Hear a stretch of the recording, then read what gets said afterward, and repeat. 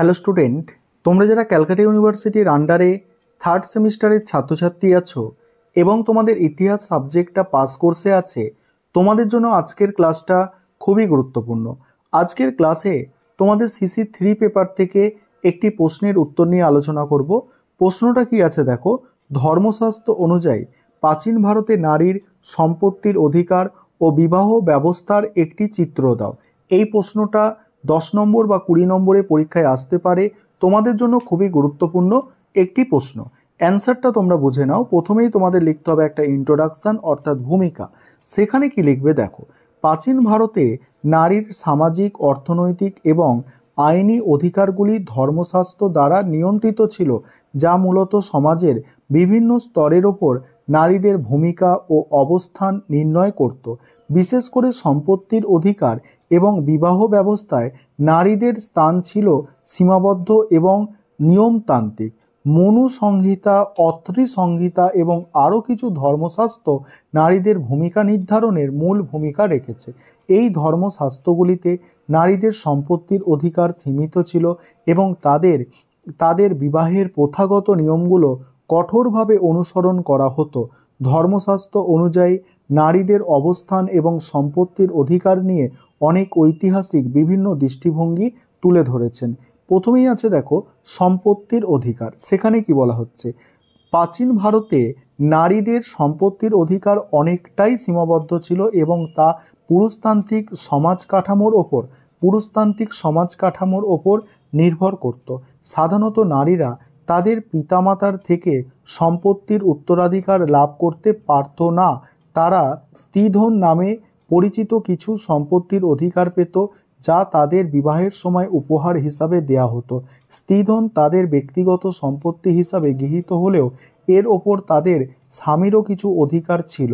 তবে এটি মনুসংহিতার মতো ধর্মশাস্ত্রের বিবরণ আছে, যেখানে বলা হয়েছে একজন নারীকে তার স্বামীর পরিবারের দ্বারা রক্ষা করা উচিত এবং তার সম্পত্তি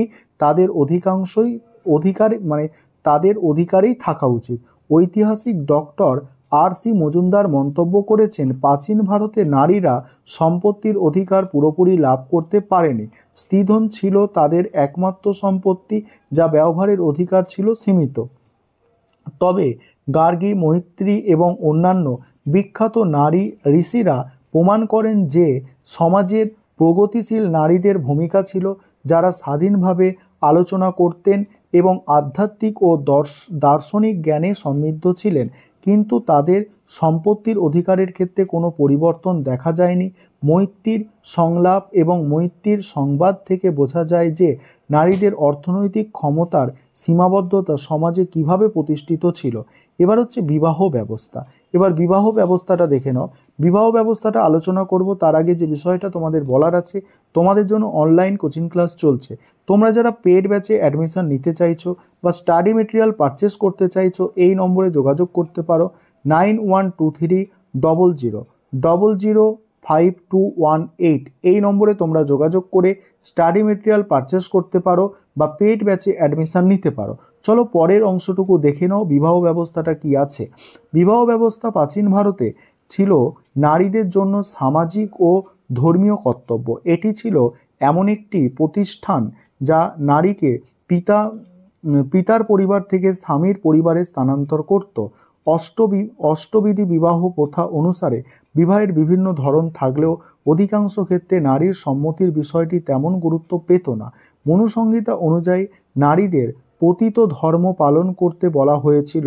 এই প্রথার সাথে সম্পর্কিত আরও একটি বিষয় হলো বাল্যবিবাহ, যা সেই সময় সামাজিকভাবে স্বীকৃত ছিল।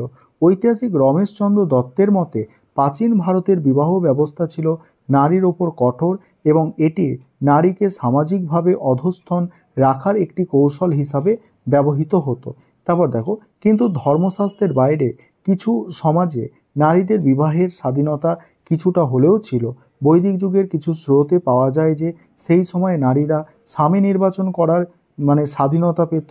এই স্বয়ংবর সভা প্রথায় নারী তার নিজের জন্য বর নির্বাচন করতে পারত, কিন্তু এটি সমাজের সকল স্তরে প্রচলিত ছিল না, বরং সামন্ত সমাজে সীমিত ছিল।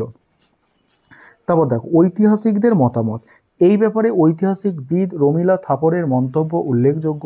তিনি বলেছেন, প্রাচীন ভারতীয় সমাজে ধর্মশাস্ত্রগুলো নারীদের ওপর নিষেধাজ্ঞা আরোপের পাশাপাশি তাদের নির্দিষ্ট দায়িত্ব বন্টন করত, যা সামাজিক স্তরে তাদের অধীনস্থ করে রাখত। অন্যদিকে ডক্টর K.M. মুন্সি উল্লেখ করেন, স্ত্রীধনের অধিকার থাকলেও এটি নারীর অর্থনৈতিক স্বাধীনতার প্রতীক ছিল না, বরং এটি ছিল তাদের অধীনস্থতার চিহ্ন।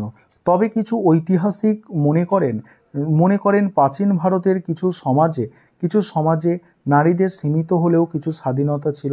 উদাহরণস্বরূপ ঋগ্বেদের যুগে নারীরা ধর্মীয় আচার অনুষ্ঠান এবং বিতর্কে অংশগ্রহণ করত, কিন্তু এই স্বাধীনতাগুলি ক্রমশ সীমিত হয়ে যায় এবং পরবর্তী ধর্মশাস্ত্রগুলি নারীর অধিকার সংকুচিত করে। তারপরে কি আছে দেখো, উপসংহারে কি বলা হচ্ছে, প্রাচীন ভারতের ধর্মশাস্ত্রে নারীর সম্পত্তির অধিকার এবং বিবাহ ব্যবস্থার চিত্র থেকে বোঝা যায় যে তারা মূলত পুরুষতান্ত্রিক সমাজে কাঠামোর অধীনে পরিচালিত ছিল। তাদের অর্থনৈতিক ও সামাজিক অধিকার ছিল সীমাবদ্ধ এবং বিবাহ তাদের সম্মতির বিষয়টি গুরুত্ব পেত না। ধর্মশাস্ত্রগুলির দ্বারা প্রভাবিত এই ব্যবস্থাগুলি নারীকে অধীনস্থ রেখে সমাজের কাঠামোকে বজায় রাখতে চেয়েছিল। তারপরে দেখো, তবে কিছু উন্নত সমাজে নারীর সামান্য স্বাধীনতা পেত, যা ছিল ব্যতিক্রমী। এই ছিল তোমাদের একটি গুরুত্বপূর্ণ বড় প্রশ্নের উত্তর।